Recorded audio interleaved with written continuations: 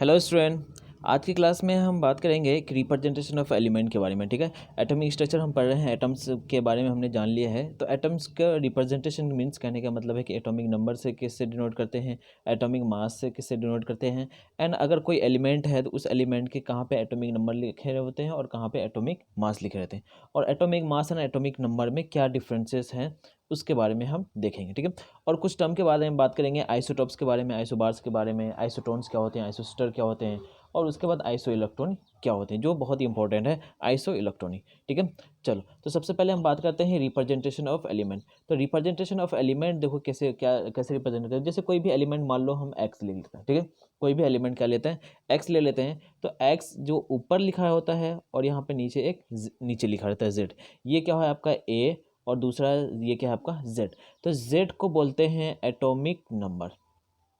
Clear है, Z को क्या बोलते हैं, एटॉमिक नंबर, और ए क्या होता है आपका एटॉमिक मास। ठीक है, atomic number and atomic mass हम आपको आगे बताएंगे कि एटॉमिक मास क्या होता है और एटॉमिक नंबर क्या होता है।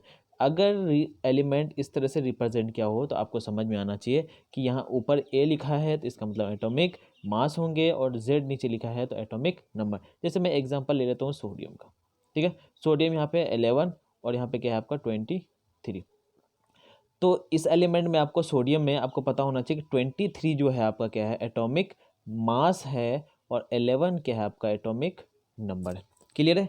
एंड इसका दूसरा रिप्रेजेंटेशन क्या होता है कि इसका अलग से अगर और रिप्रेजेंट अगर इस तरह से दिख जाए, जैसे मान लो एक्स है और यहाँ पे ऊपर ए है और यहाँ पे नीचे जेड है, तो बस सेम टू सेम है ना। ए आपका क्या हो गया एटॉमिक मास और जेड क्या हो गया आपका एटॉमिक नंबर हो गया। ठीक है, मीन्स कहने का मतलब है ये सोडियम को दूसरा रिप्रेजेंटेशन हम कर सकते हैं कैसे, Na1123, Na1123। क्लियर है यहाँ से। ठीक है, चलो तो ये हो गया आपका रिप्रेजेंटेशन। तो ये क्या हो गया आपका मास है, एटॉमिक मास नंबर हो गया। ठीक है, या एटॉमिक मास, एंड दूसरा क्या है आपका एटॉमिक नंबर। ठीक है, या इस तरह से भी रिप्रेजेंट कर सकते हैं और इस तरह भी रिप्रेजेंट। जैसे एग्जांपल है 6 एंड 12, तो 6 क्या हो गया एटॉमिक नंबर हो गया, और 12 क्या हो गया एटॉमिक मास हो गया, या मास नंबर हो गया। ठीक है, atomic mass and mass number में हम आपको आगे डिफरेंसेस बताएंगे। ठीक है, क्लियर ये चीज़ है। चलो अब हम बात करते हैं atomic number and atomic mass के बारे में। सबसे पहले हम जानते हैं एटॉमिक नंबर क्या होता है। तो एटॉमिक नंबर हमने यहाँ पे देखा कि जो जेड से रिप्रेजेंट करते हैं, जेड वाले जो रिप्रेजेंटेशन होते हैं वो क्या होता है आपका एटॉमिक नंबर। ये क्लियर है। अब देखो atomic number is also known as proton number. Means कहने का मतलब है एक एक एलिमेंट में जितने नंबर ऑफ प्रोटोन होंगे वही आपका क्या होगा एटॉमिक नंबर होंगे।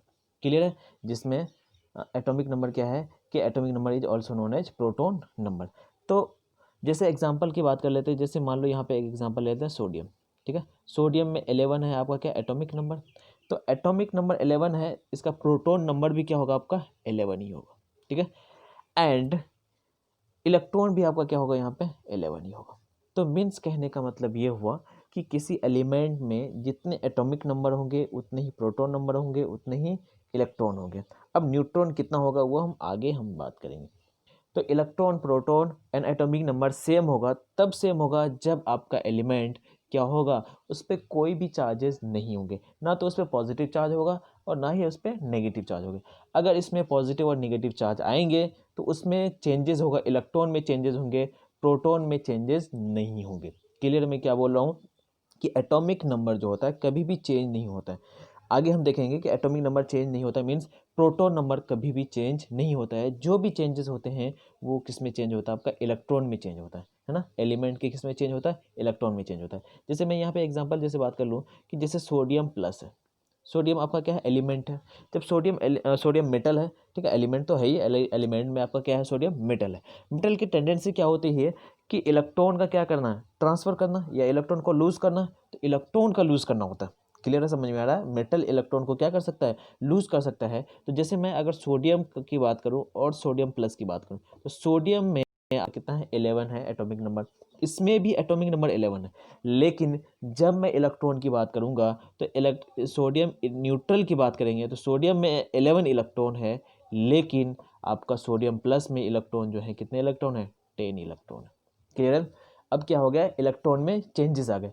अब मैं जब अगर प्रोटॉन की बात करूंगा तो प्रोटॉन इसमें भी आपका 11 है और प्रोटॉन इसमें भी 11 है। मीन्स सोडियम में भी 11 है और सोडियम प्लस में भी 11 है। प्रोटॉन में कोई भी चेंजेस नहीं होते हैं, जो भी चेंजेस होगा वो आपका किस में चेंजेस होगा, इलेक्ट्रॉन में, क्योंकि एलिमेंट हो या कंपाउंड है या मॉलिक्यूल्स हो वो इलेक्ट्रॉन का ट्रांसफर करते हैं, ना कि प्रोटॉन का ट्रांसफर करते हैं। क्लियर है, समझ में आया कि इसका ट्रांसफर करता है, इलेक्ट्रॉन का ट्रांसफर करता है, ठीक है।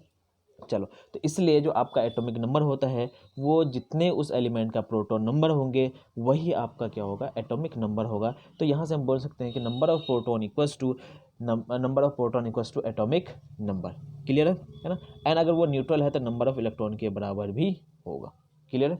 चलो, ये तो थे आपके atomic number and atomic mass, ठीक है। एटॉमिक नंबर थे ये, आपका एटॉमिक नंबर समझ में आ गया, ये प्रोटॉन नंबर। अब हम बात करते हैं atomic mass and mass number के बारे में, ठीक है। सबसे पहले कि एटॉमिक मास को या मास नंबर को जो डिनोट किया जाता है वो ए से डिनोट किया जाता है। एटॉमिक मास या मास नंबर को किससे डिनोट किया जाता है, ए से डिनोट करता है। अब देखो मास नंबर क्या होता है कि number of neutron plus number of proton वो क्या होता है, किसके बराबर होता है, एटॉमिक मास के बराबर। क्लियर है। एटॉमिक मास क्या होता है, sum of number of neutron and number of proton is called as mass number, ठीक है। अब देखो ये मास, न्यूट्रॉन एंड प्रोटॉन, जैसे मान लो आपके पास एटम्स है, ऐसा एटम्स के अंदर ये आपका क्या है, ये न्यूक्लियस है।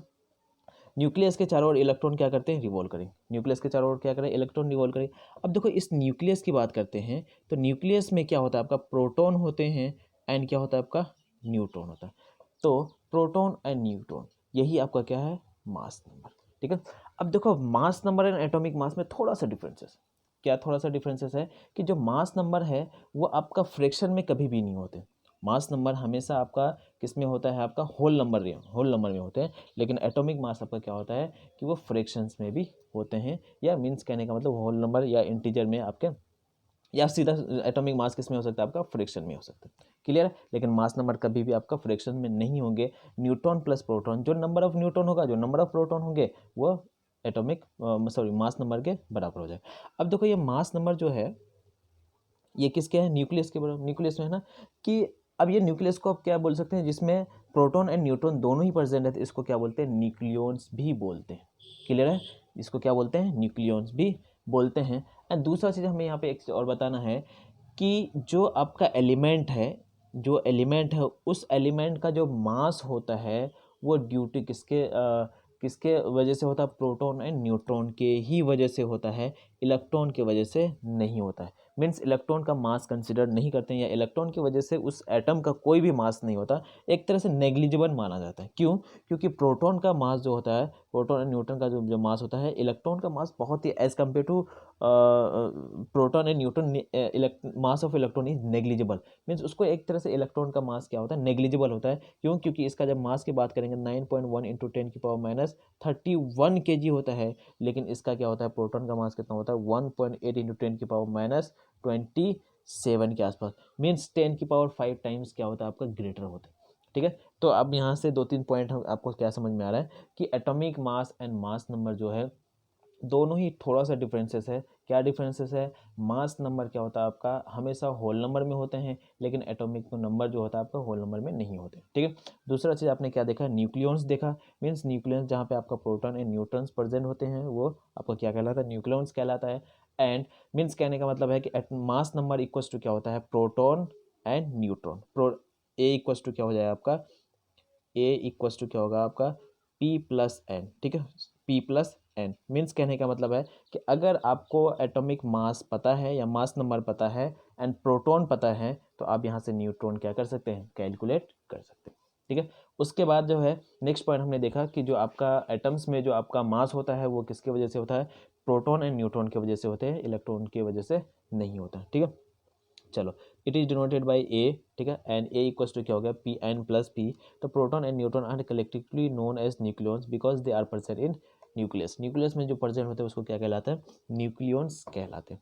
चलो, नेक्स्ट पॉइंट क्या है कि mass number is of an element equals to atomic mass, लगभग है ना। मास नंबर दोनों इक्वल होते हैं, लेकिन जो बेसिक डिफरेंसेस हैं वो क्या होता है आपका, होल नंबर में होता है क्या, mass number. And atomic number usually क्या होता है आपका, होल नंबर नहीं होते हैं। क्लियर है। चलो, नेक्स्ट बात करते हैं, electron have negligible mass as compare to proton. Electron क्या होता है आपका, नेग्लिजिबल मास का होता है क्या, प्रोटॉन के। And neutron so mass of any atom is because of proton and neutron. Clear है, ये चीज़ें समझ में आ गया है ना। जो आपका एटम का जो मास होता है वो किसकी वजह होता है, प्रोटॉन एंड न्यूट्रॉन के वजह से होता है।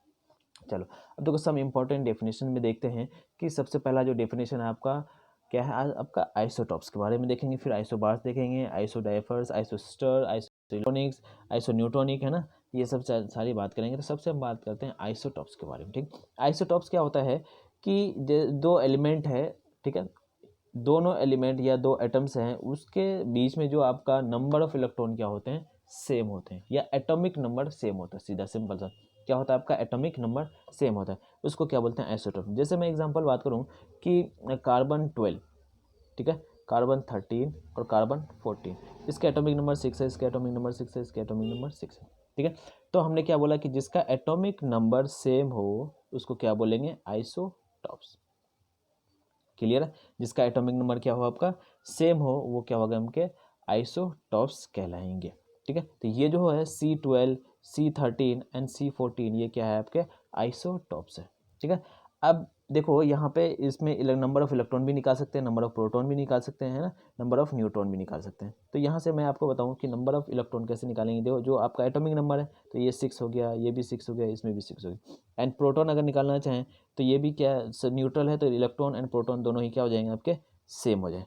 अब रही बात न्यूट्रॉन निकालना, ठीक है, तो न्यूट्रॉन कैसे निकालेंगे कि A इक्वस टू क्या होता है P प्लस एन, तो न्यूट्रॉन इक्वस टू क्या होगा A minus P, atom mass number minus proton number, तो मास नंबर इसका क्या है 12 और एटॉम मास नंबर 12 है और आपका प्रोटॉन नंबर कितना है 6, इसको माइनस करेंगे तो न्यूट्रॉन आ जाएगा, तो न्यूट्रॉन कितना हो गया आपका 12 माइनस 6 हो गया।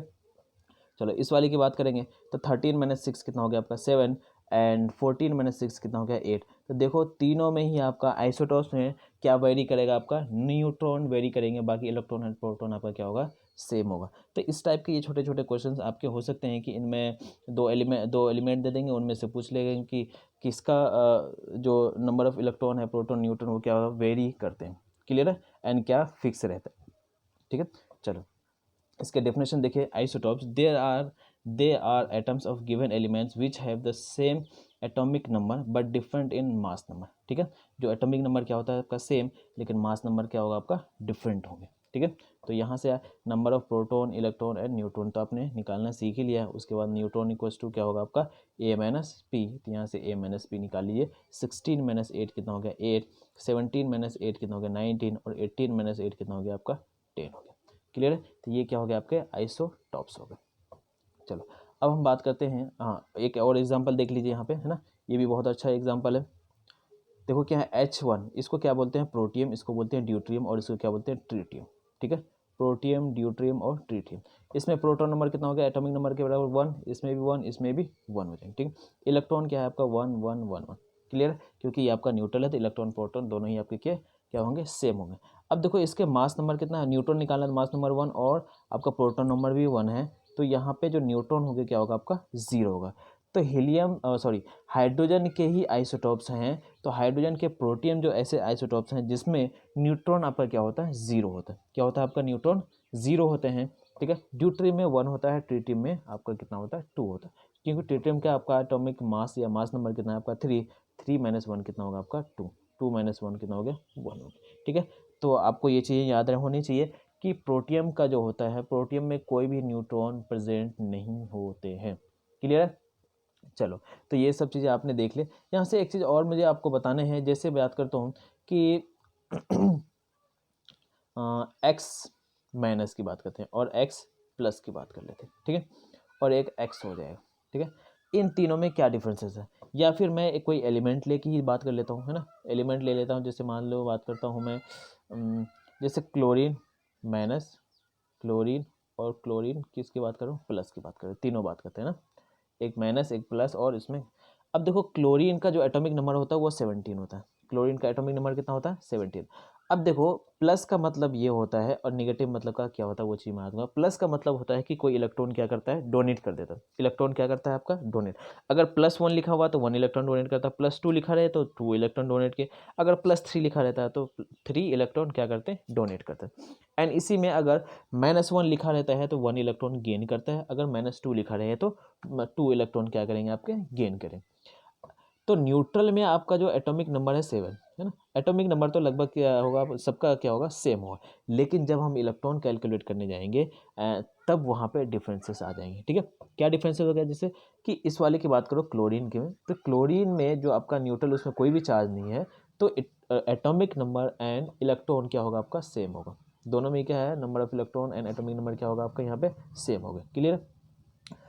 अब हम बात करते हैं कि chlorine plus and chlorine minus में जो आपका इलेक्ट्रॉन कितना होगा, chlorine minus and chlorine plus में आपका नंबर ऑफ इलेक्ट्रॉन कितना होगा। तो क्लोरीन माइनस की बात करेंगे तो 1 इलेक्ट्रॉन क्या कर रहा है, गेन कर रहा है। तो क्लोरीन के पास कितना है, 17 इलेक्ट्रॉन थे, लेकिन 1 इलेक्ट्रॉन गेन करने के बाद 17 प्लस कितना हो गया आपका 18 हो गया, 17 प्लस 1 कितना हो गया आपका 18 हो गया। तो 18 इलेक्ट्रॉन किस में हो गया आपका, क्लोरीन में हो गया, क्लियर ये चीज़ें, ठीक है। अब देखो यहाँ पे क्लोरीन प्लस में, क्लोरीन प्लस का मतलब हो गया कि 1 इलेक्ट्रॉन क्या कर दिया, डोनेट किया है, तो 17 माइनस 1 कितना हो गया आपका 16। तो ये चीज़ समझ में आ गया कि क्लोरीन 17 की बात कर रहे हैं, तो सॉरी क्लोरीन उस पर कोई चार्ज नहीं है तो 17 होगा, अगर उस पर -1 हो गए तो इसका मतलब 18 इलेक्ट्रॉन हो गया, अगर +1 हो गया तो किसका हो, कितना हो गया आपका 16 इलेक्ट्रॉन हो गया। अगर यहीं पे -2 हो जाता और यहाँ पे +2 हो जाते तो -2 हो जाता तो 17 -2 हो जाता तो कितना हो गया आपका 15 इलेक्ट्रॉन हो जाते, सॉरी -2 होता तो 17 + 2 क्या हो जाएगा आपके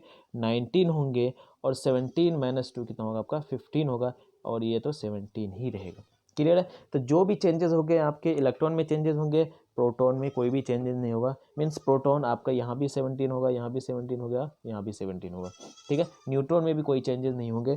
तो जब क्यों नहीं चेंजेस होते, देखो एक इसका भी रीज़न मैं आपको बता ही देता हूँ। देखो कि चलो इसको हटा देता हूँ, है ना। क्यों नहीं चेंजेस होते, जैसे आपका ये एटम्स है और ये आपका क्या है, प्रोटॉन एंड न्यूट्रॉन, ठीक है। इलेक्ट्रॉन आपके क्या करते हैं, रिवॉल्व करते हैं न्यूक्लियस की तरफ, तो न्यूक्लियस के चारों ओर इलेक्ट्रॉन रिवॉल्व करते हैं, तो जो भी ट्रांसफर होते हैं वो इलेक्ट्रॉन का ट्रांसफर होता है। प्रोटॉन एंड न्यूट्रॉन का कोई भी ट्रांसफर नहीं होता, वो किस में होता है, न्यूक्लियस के अंदर होता है।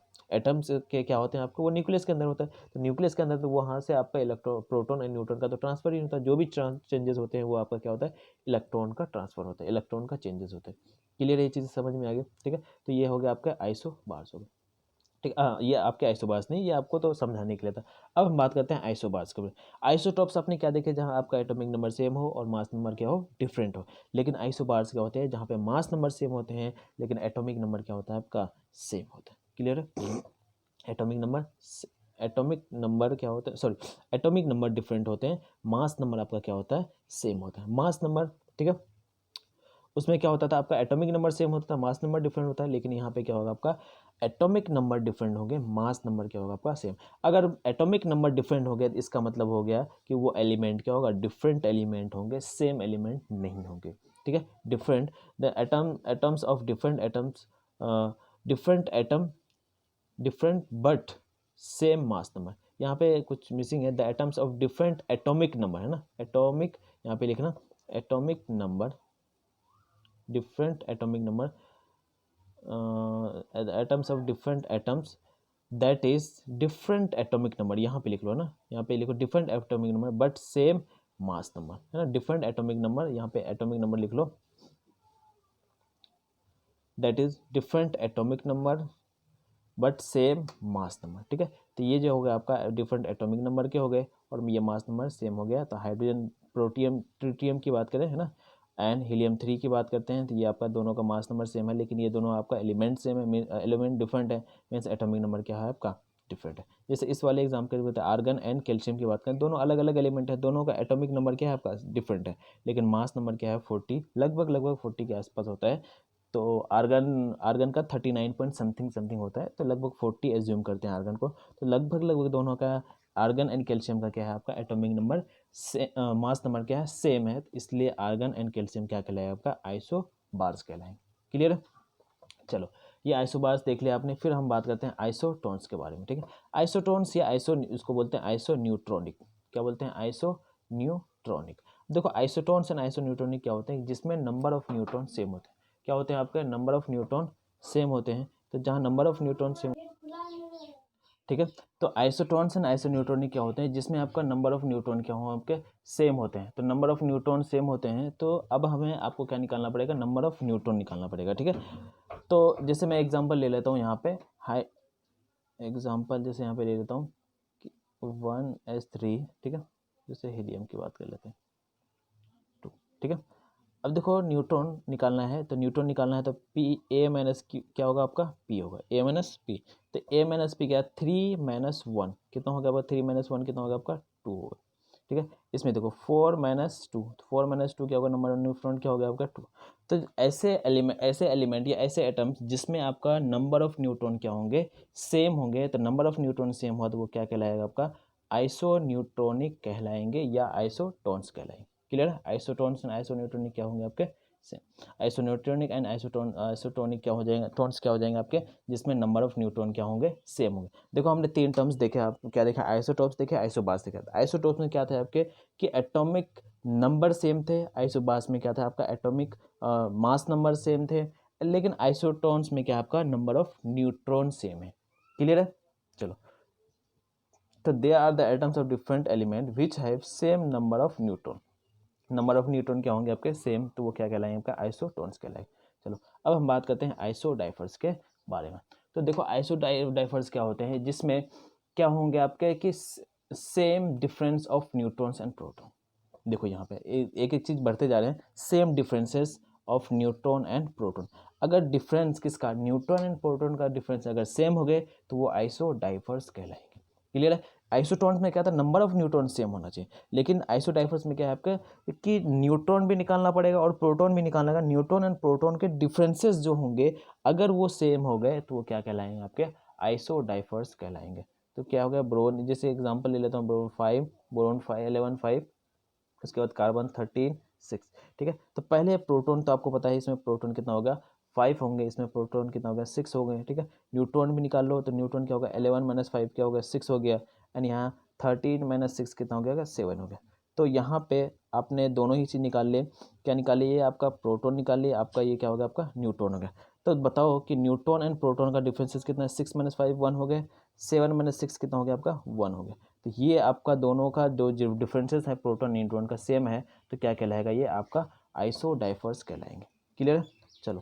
तो आइसोडाइफर्स क्या होगा, they are the atoms of different element which have the same number, same difference of neutrons and proton, ठीक है। बोरोन है आपका ये, एंड कार्बन में ये आपका एग्जांपल, इलेक्ट्रॉन प्रोटॉन, इलेक्ट्रॉन की ज़रूरत ही नहीं है ना, प्रोटॉन एंड न्यूट्रॉन हमें चाहिए, तो प्रोटॉन न्यूट्रॉन का जो डिफरेंसेस होगा वो कहलाएंगे आपके आइसोडाइफर्स कहलाएंगे। क्लियर है, चलो। उसके बाद बात करते हैं हम आइसोस्टर के बारे में बात करते हैं। देखो आइसोस्टर क्या होता है कि जिसमें सबसे पहले आपको नंबर ऑफ एटम्स काउंट करने हैं, ठीक है। क्या करना है, नंबर ऑफ एटम्स। जैसे मान लो बात करेंगे हम CO2 एंड N2O में, तो CO2 में एटॉमिक नंबर ऑफ एटम्स कितने हैं, कार्बन के 2 एटम्स है, और कार्बन के 1 एटम्स है, और ऑक्सीजन के कितने 2 एटम्स है, तो टोटल नंबर ऑफ एटम्स कितने हो गए, 3। इसमें बात करें N2O में, तो N2 नाइट्रोजन के 2 एटम्स हैं, ऑक्सीजन के 1 एटम्स है, तो कितने हो गए आपके 3। तो N2O में 3 हो गया और CO2 में कितना आपका 3। तो दोनों में ही आपका नंबर ऑफ एटम्स क्या है, सेम है, 3 नंबर ऑफ एटम्स है, ठीक है। अब देखो हम बात करते हैं क्या कि दोनों में नंबर ऑफ एटम्स क्या है आपके, सेम है, ठीक है।